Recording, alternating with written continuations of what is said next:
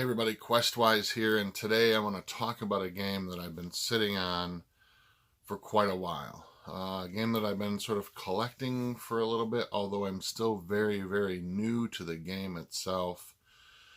And an old game, a game that's been out for a very long time, and one that I've known about for, I would say, a good portion of my sort of gaming career. But a game that I never really took a leap into, and now that I have, it's sort of become a secret obsession in that I've been seeking out more and more of it and trying to learn as much as I can, not only about the game, but about the setting itself and the history of the game. And that would be Runequest, role-playing in Glorantha. This is the newest version from Chaosium. This is the, from what I understand, Greg Stafford coming back to Chaosium and producing Glorantha, which is the world that Runequest is in, and tying it back to the Runequest line. Runequest is by far a classic game. It originally was published in 1978 and spurned a lot of spin-offs and additions throughout the years, and kind of gained a huge following of fans. So I thought I would sit down and talk to you about my journey into Runequest and into Glorantha itself. Though this might become a multi-part, in fact it will become a multi-part video series, because there's a lot to discuss here, and I want to talk to you about my personal journey into exploring Runequest. Not so much what Runequest is as a whole, but what it is, at least to me. So a little bit of history of Runequest itself. I already mentioned it was published in 1978.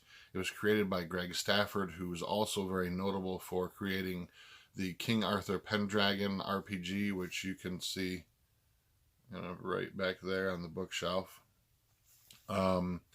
He's also well known for creating the Prince Valiant role-playing game, which I also have a copy of, the original when it came out, although they've just republished it with some new content and color art and stuff as well too. Prince Valiant, if you don't know, was a comic strip that was published in newspapers and in collected form over the years. That's based on sort of a King Arthurian type setting, and it was created by Hal Foster, who's an amazing cartoonist and an illustrator. And so Greg Stafford has a very, who recently just passed away within the last year or so, has a very rich, detailed history of gaming and the gaming industry, tabletop gaming industry, as well as like board games based on Glorantha and video games and a whole plethora of things. But again, just a brief overview of what Runequest is. It's a immensely detailed world. One of my favorite quotes that I had heard about what Runequest is was during an interview with Greg Stafford, in which he said, if you imagine that Middle Earth is a world created by a linguist, then Glorantha is a world created by a mythologist. And it's very true. It's in my experience so far, it's been very, very true. Runequest is a world that is a Bronze Age setting, which is one of those things that's sort of still making me wrap my head around a little bit. I think as people who have grown up playing Dungeons and Dragons, that sort of niche of things, reading that type of fantasy fiction, you get very enamored, very ingrained into what medieval fantasy is, and you learn a lot about medieval fantasy and folklore and history in that respect. So to have a game that's very, very centered in Bronze Age mythology has been a struggle and a joy at the same time of researching and learning and trying to bend my mind into that sort of world set. A Bronze Age setting is very different than a medieval type setting. The sort of, not only just the technology, but just the sort of mindset of the world. It's more akin to Babylonian mythologies and stories of Gilgamesh, the Odyssey and Iliad by Homer. It's more of that sort of mindset. It's that sort of world setting where the gods have direct influence in the grand stage of life. In that the idea of being a hero becomes very, very important. The idea of questing and of journeys and of grand ideas are very important. And what's really interesting to me about Runequest is that it's a very personal story about a character, your character, or the characters, but it's also a grand sort of epic scale story about these characters as well too. And that's a hard thing. It's something I want to kind of explore in further videos, because it's kind of hard to explain without showing you the process of how that's done. Family are very, very important, and every character belongs to a cult, which is more than what it sounds like. We use the word cult, I think, today in a very negative connotation. And if you look at it in a historical, almost mythological sense, it's much more than that. It's a much broader context than that. It would almost be more akin to like a society or a religion or a family, as it were. And we'll explore more of that in the future. In fact, next time we come back for this, we're going to be talking about runes and cults and how those work. Speaking of runes, runes are a huge part of Runequest. Obviously, it's in the title, right? Runes are described as being the elements and the powers and the forms that make up the universe, and thus every character sort of associates with certain runes, and that sort of explains to everyone who the character is. Again, very different from traditional role-playing kind of things. The idea of being sort of connected to the universe in a grander scale.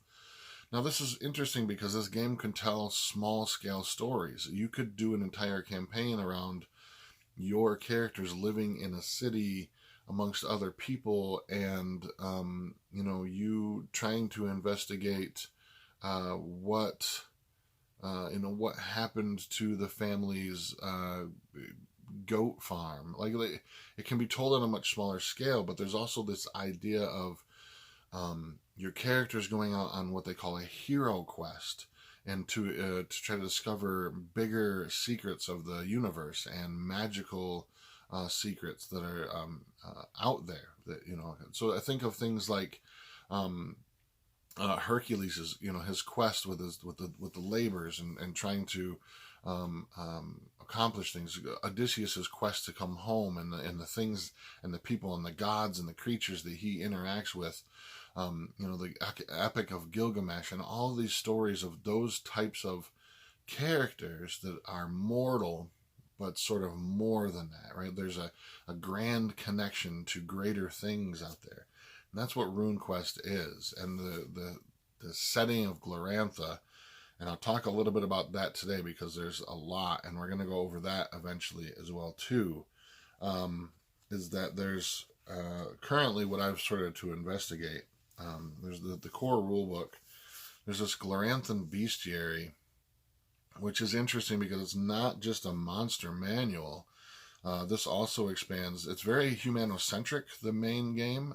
It focuses mostly, expects you to play humans, And there's a lot of that. It sounds boring, right? I can only choose a human, but there's so many areas in there that you can explore that it's not. It would never be boring if you just stuck with that.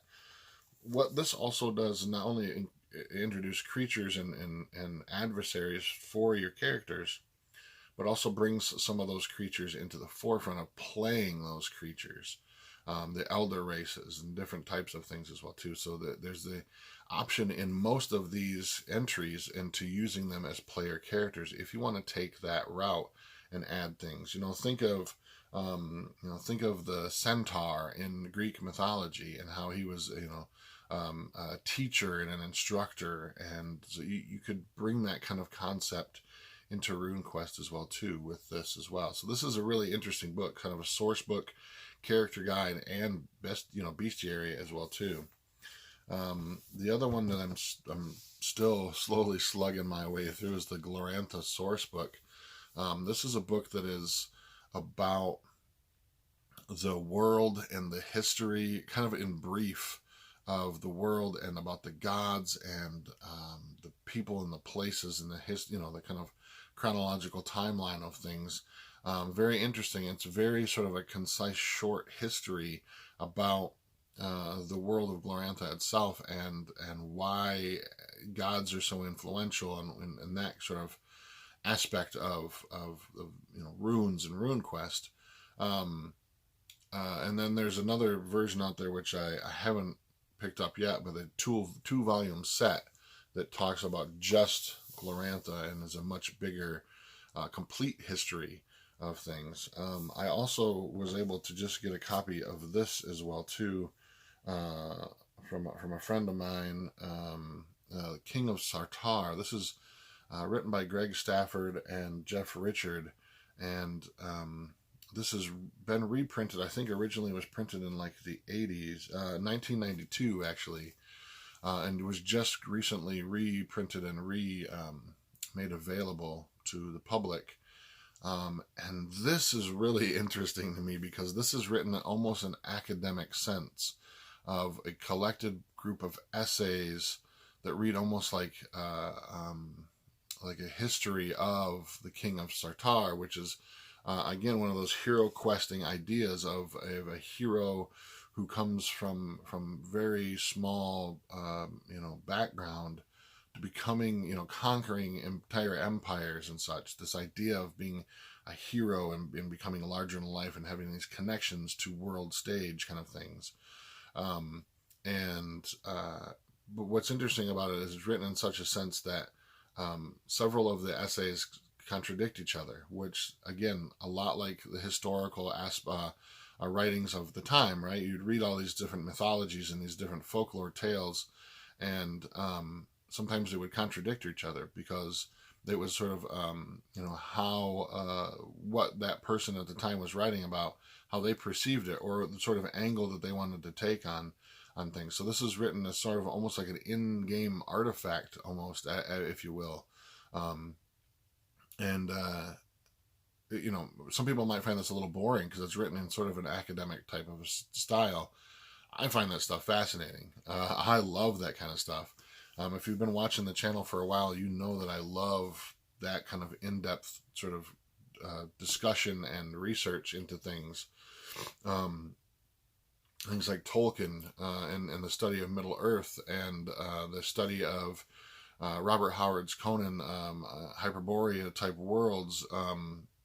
Those, I love that sort of stuff. I love dissecting folklore and comparing and contrasting mythologies of different cultures and religions and places and peoples. And so RuneQuest is very much that for me. And the reason I've been putting off doing a video about this is because I really want to give it the credit that it's due, because I feel like compared to many of the other role-playing games out there on the market, this one has way more depth to it than anything else. And on top of that is more a storytelling type of a game, and it's more of a narratively driven game.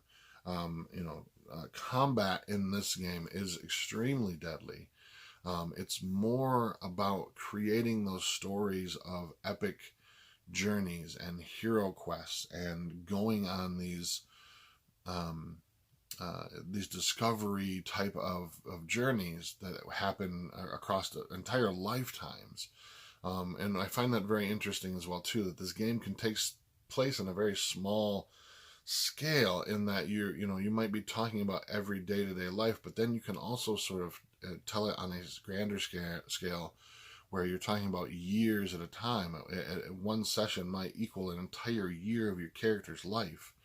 That it's more of the journey and the quest that's happening that's important, and telling these stories of the growth and exploration and creating mythologies as you're playing the game that would fit something very akin to this. And I'm finding this very, very helpful in sort of learning the game, because I'm reading about these mythologies of, this character who is journeying and accomplishing these feats and reaching these milestones in life and history. And it's given me a very good sort of sense on how RuneQuest should be played, and how to tell those sort of grander stories. In most games, you're focusing on a very sort of narrow portion of your character's life, right? You are looking at, hey, my character is 18 years old, and we're going to do this campaign, and by the end of this campaign, if you even track time at all, he may be 20, 21. And, you looked at a small sort of section of their life.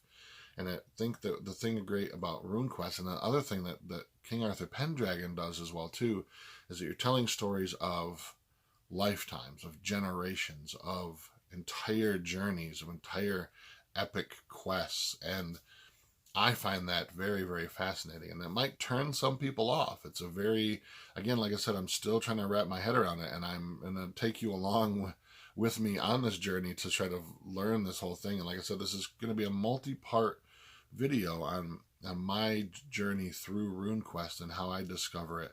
And hopefully that's something, if it's something you enjoy, you might jump on the bandwagon as well too. Or if you've already been a fan of RuneQuest and you follow this stuff for a long time anyway, and you're a veteran of the game, maybe you can, I would love to hear from you. And I would love to hear how you, might give me some advice on how to take this journey as well too. But that's the great thing about RuneQuest and what I've been reading, is that the journey is yours to experience, and experience it in your way. And I think that's very, very important to this game, is that there's no real wrong way to do this game, to run this particular story, because you are creating a story about your character, about the characters that are along with you on this journey, and where they're headed and stuff as well too. And so it is a story about just that, about the journey, about the quest, and there's no real wrong way to do that. So thank you for joining me on this part 1 of RuneQuest, my journey into Glorantha, and I hope that you'll stick by and watch the others as we kind of unveil these in the coming weeks as well too. Next week we're going to be talking about runes and the cults, and how those influence a character and how they influence the world as well too. So until next time, I'm Questwise, and I am